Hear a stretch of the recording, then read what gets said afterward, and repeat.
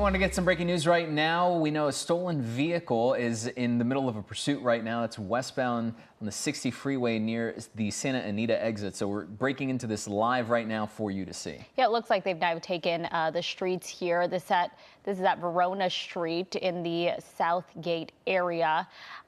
You could see that SUV making its way through this residential area, blowing through some stop signs there. As we said, we know that police tried to stop this vehicle because they believe it is a stolen car.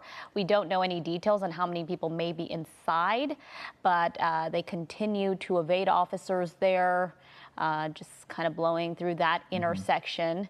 And it's a Sunday night. There's people out and about enjoying their evening, and this can be a very dangerous situation at this point. We're not seeing, Gio, any police vehicles behind it. I don't know if our chopper pilot photographer there can maybe zoom out for us to see if any are following him, but we're not sure what agency tried to stop him just yet. No, and what we're noticing, at least in comparison, because this is the same area, or at least a similar area to a pursuit when we were checking in just last week, as you notice here, pulling into an alleyway and sort of zooming around. It can't really tell if it's coming to a stop, and there it is right there. Driver coming out.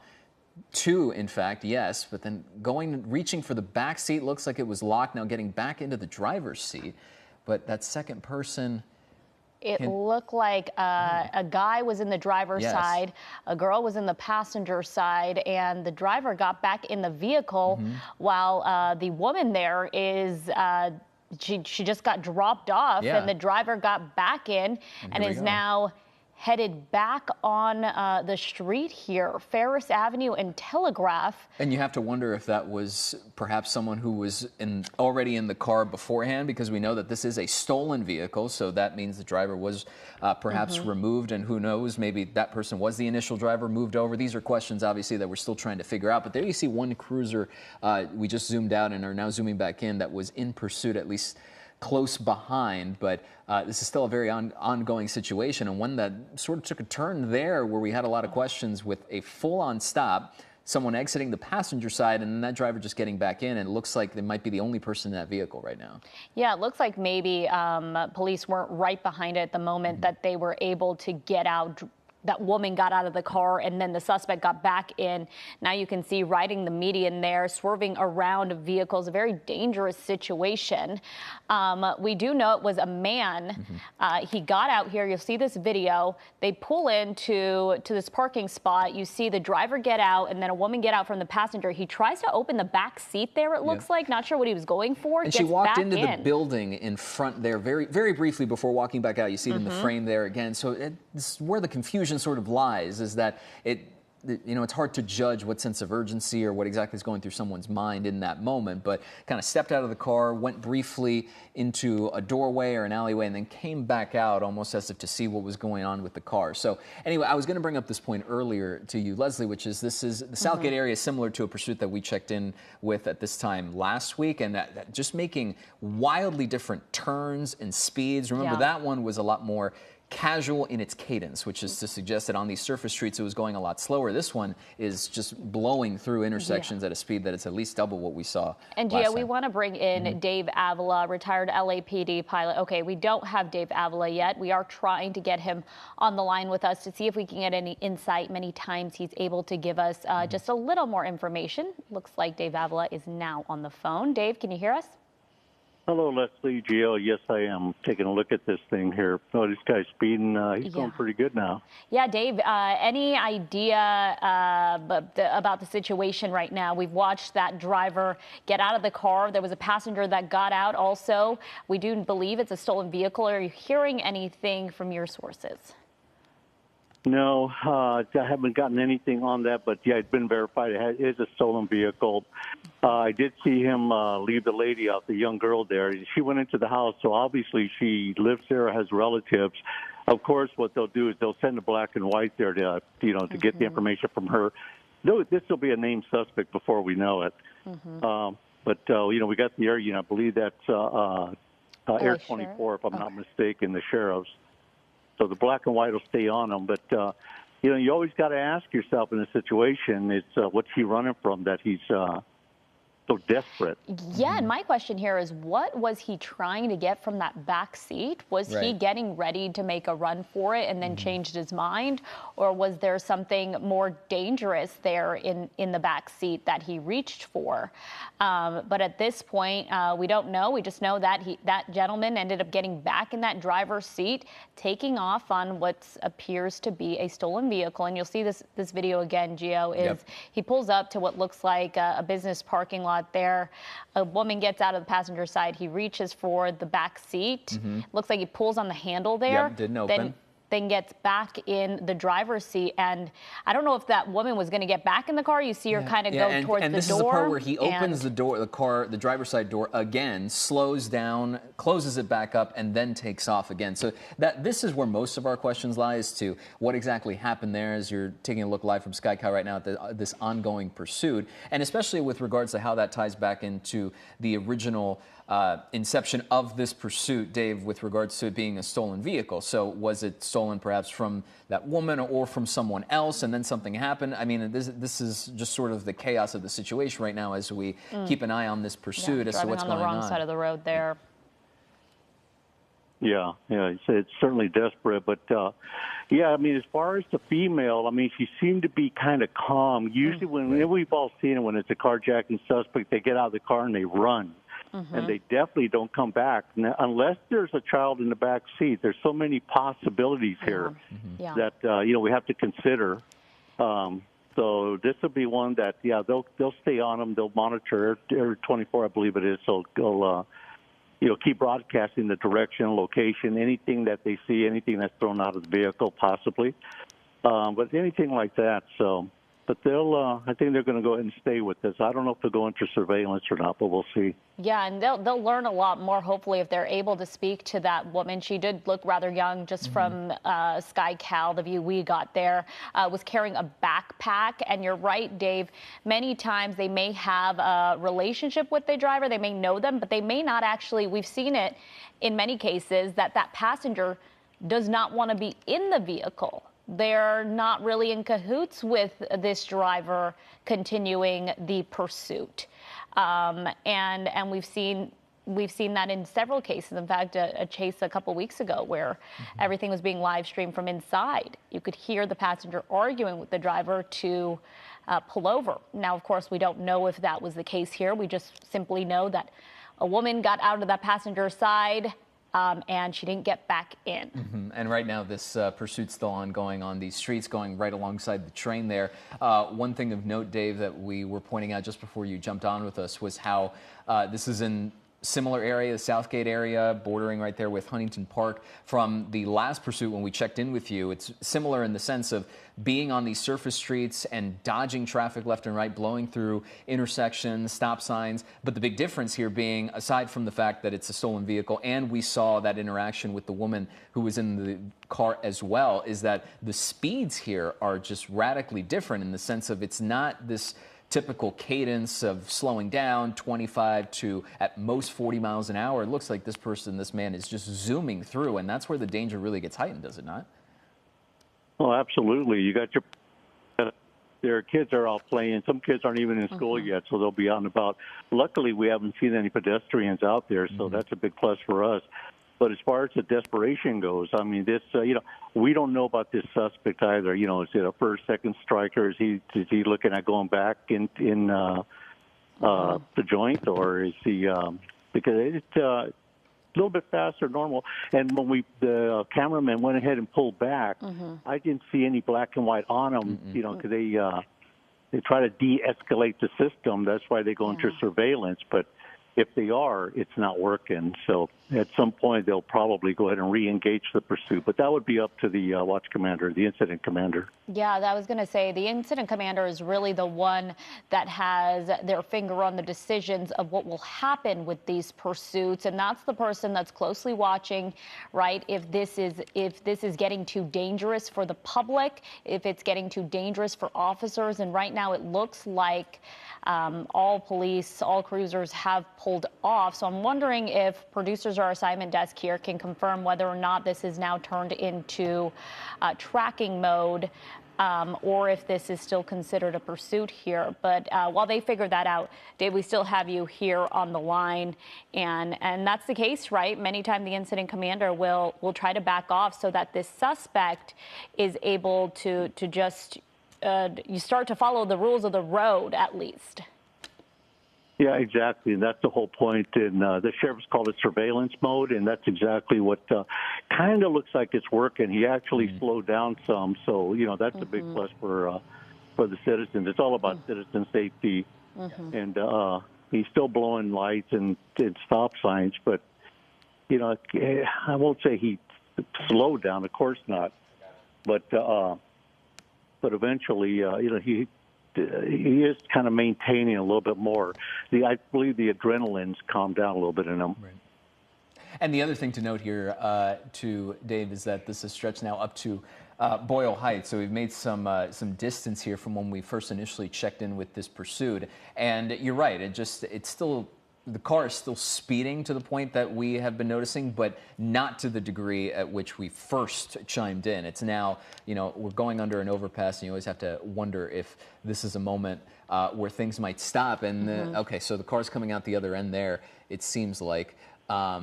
As we try to maintain the eye, yes, okay, so it is looking like it's right there. And there you go. They tried to swerve. Down. Well, they tried to swerve. It looked like they were going to make a right turn there, and instead they decided not to and continue on. But we're getting a better look when we zoom out there, that you can still see that LASD sheriff's bird, that helicopter overhead here. You saw that person, this driver here, make a U-turn and heading right back where they came from. It's giving me the indication, Dave, that this person possibly knows this area since they're staying right in this Boyle Heights, East LA community. Yeah, I agree with you, Leslie. And we've seen that before. They like hanging around areas that they know. He was going to make that right turn back there and decided not to for some reason. So he must know the area. Yeah, Dave, I don't want to cut you off here, but it looks like that driver went under this overpass here and is not making it on the other side, right? No, I didn't see it either. And it looks like we're trying to keep it wide to see if we either see that driver perhaps bail out on foot or otherwise come out the other end. But yeah, no, we have not seen it as of yet right now. But just because we don't see that vehicle, Dave, yeah, they do have that LA sheriff's helicopter in the sky. They're able to get a good look, right, and see if that person starts to take off. Oh, yeah, absolutely. We also got a good video for them on when he let off the young lady.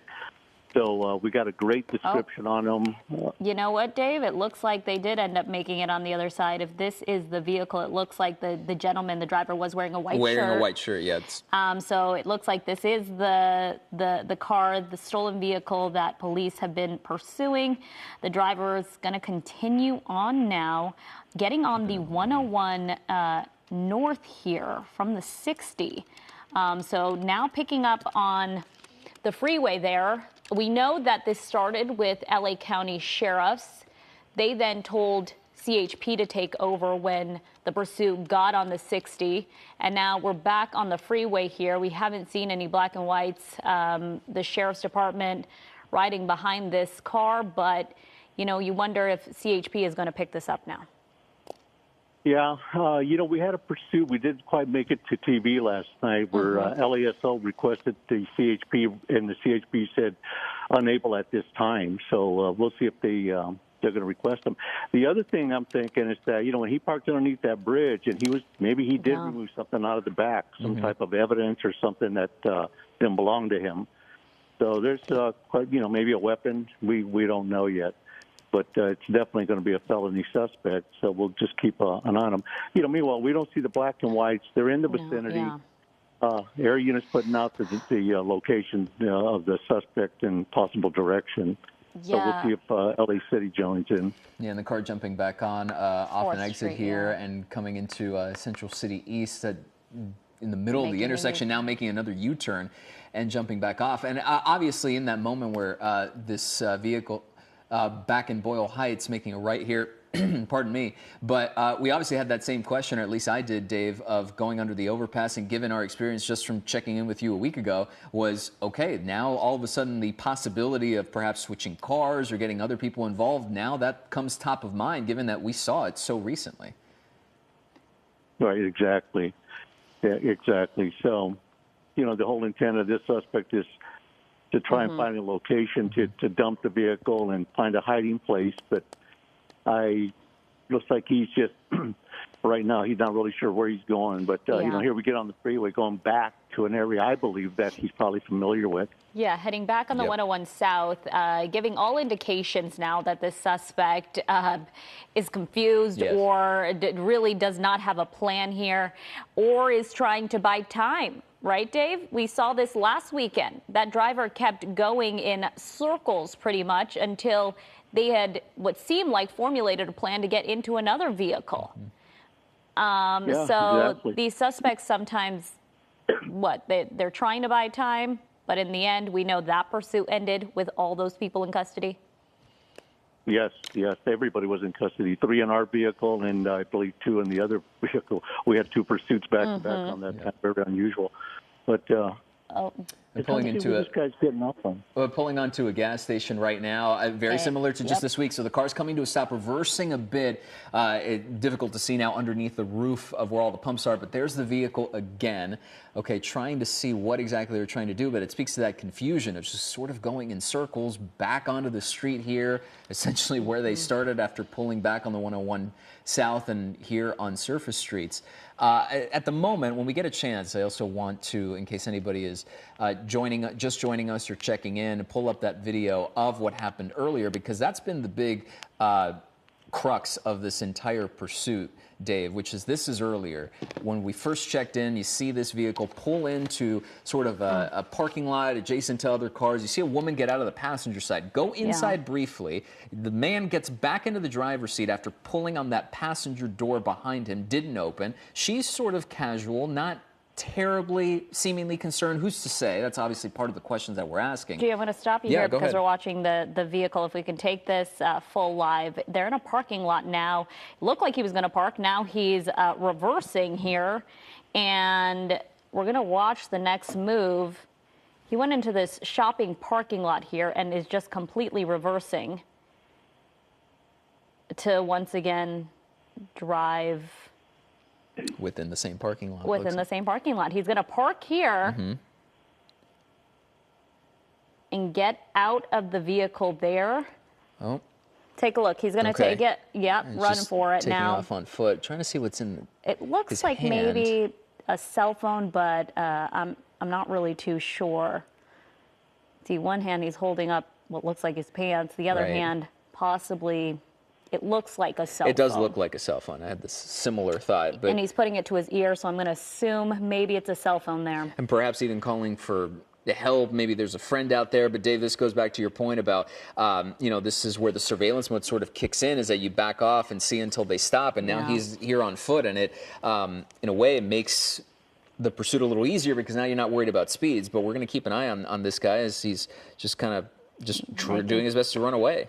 Yeah, making his way through this, it looks like residential area, possibly apartments that we passed here. It does look like he's trying to speak to someone on the phone. And he very much knows he's being followed at this point because he is booking it at this point. Looks like, does he have 2 things? Yeah, there's something else. It almost looked like a belt or something initially, but it wasn't entirely sure. But yes, it did look like something else was in his hand besides that phone. But it just... Go ahead, Dave. The one thing that has me kind of worried... I'm sorry there, Gio, but... Oh, a dog now following him. The one thing that kind of has me worried is that he's holding his... It looks like he's holding his belt buckle or what. Yeah. And then, so I don't know if he had a weapon in his waistband that he didn't want to drop. Yeah. Always thinking the worst thing, you know. And yeah, he's definitely talking to somebody saying, here I come, here's where I'm at, here's where I'm going. Can you pick me up like we did the other night? Yeah, and Davey took off his shirt. Right, took off his shirt. You see the belt sort of dangling around his waist there, and then what looks to be his phone in his left hand. Hard to see, and there you go. Yep. An LA Sheriff's deputy, it looks like he's taking out the taser, telling him to get down here.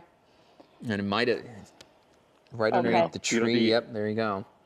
The air unit was, like I said, the units are in the vicinity. You can't see them, but the air unit's given the direction and description of the suspect. Yeah. He took off his white shirt. Doesn't look like the suspect is complying here, Dave. It does look like maybe that taser is in him there, getting on his stomach, putting his hands. It was hard to tell if it was initially used, given that it was underneath a tree, but now it looks like they have him under control and being able to be put under arrest without much incident afterward. But at least to see there was that stress, to Dave's point, that was going there, because you see someone's dog chasing after the suspect. Yeah, the video there on the right side. It's going to happen right now. Someone's dog runs right up along that suspect as he's trying to get away there. He ran a pretty good distance, taking off his shirt, looking like he was talking to someone. We didn't see it, but there was an LA Sheriff's deputy on his tail the whole time. Yep. And Dave, we're seeing one deputy. Many times we see at least two. It just makes me think how dangerous of a situation for that deputy, but also how heroic for them to continue on and be able to get this suspect into custody.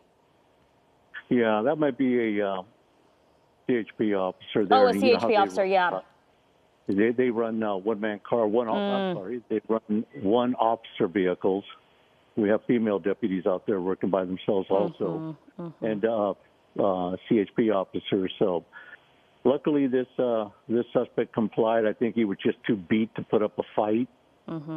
But this worked out real good on our end. Yeah, truly. And you're right on that. A correction, it was not sheriff's. It looks like that is a CHP badge there on his arm. It looks like the suspect dropping something, still holding that phone in his hand and trying to text. It looks like he's texting. Yeah, while handcuffed. Seems like, and they're right there getting it taken away.